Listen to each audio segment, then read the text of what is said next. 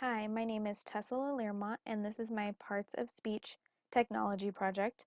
I am doing my project with a screencast of a Prezi on verbs.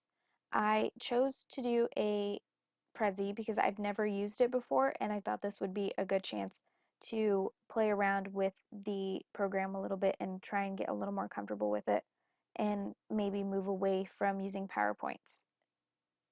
I also I've used a screencast before, and I feel like it's a good way to give the information to students when they are not directly with you. In my technology class, we've been talking a lot about flipped classrooms, and I think that screencasts are a good way to present material to students outside of the classroom so that class time can be used more for discussion and less solely based on lectures. I begin my presentation by posing the question to the students, what are verbs? With the explanation that a verb is a word we use to express a physical action, mental action, or a state of being. I begin with action verbs because I think that these are the easiest for younger students to understand.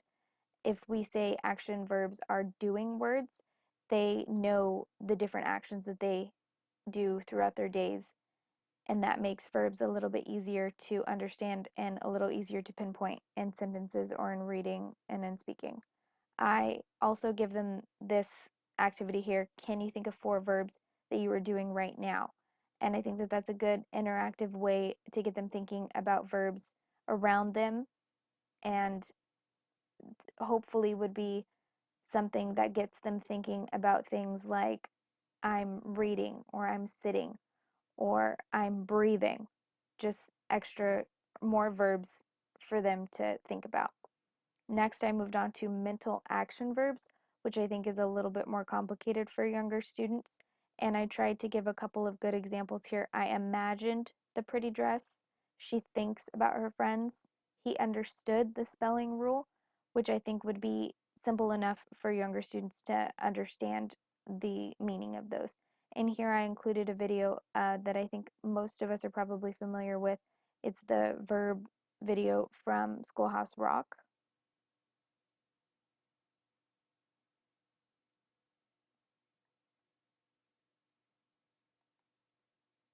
And I won't play the entire thing because I think most of us have probably seen it a few times.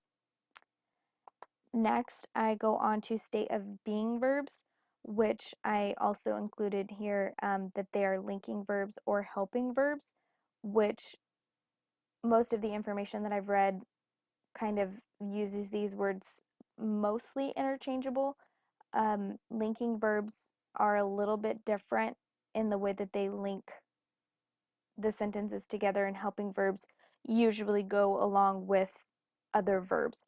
But state of being, like I am here now, and then helping verb like we will, or the class will be quiet now. Will be, and I didn't talk so much about be here. I mean, I didn't italicize it because I think this is something that will need to be discussed a lot further in class, because I think that this is probably something that would be complicated for younger students to fully comprehend. And then here I included a link to an online game for students to try. And that is this here, where the students are to circle the verb in the sentence, and the monkey gets some ice cream, and then they move on, and then they get another one. And if you select the wrong word, if the student does not fully understand, then this green monster dude gets the ice cream. But when you get the right one, then your monkey gets one. And I think that that's a good way for students to have fun with deciphering what is the verb in a sentence. This here is just trying to get students to think about verbs beyond the classroom and beyond the presentation.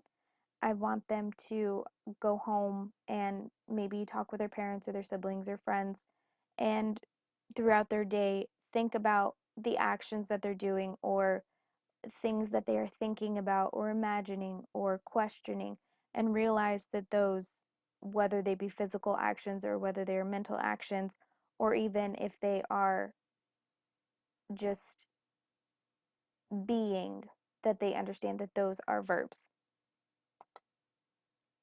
And that's about it.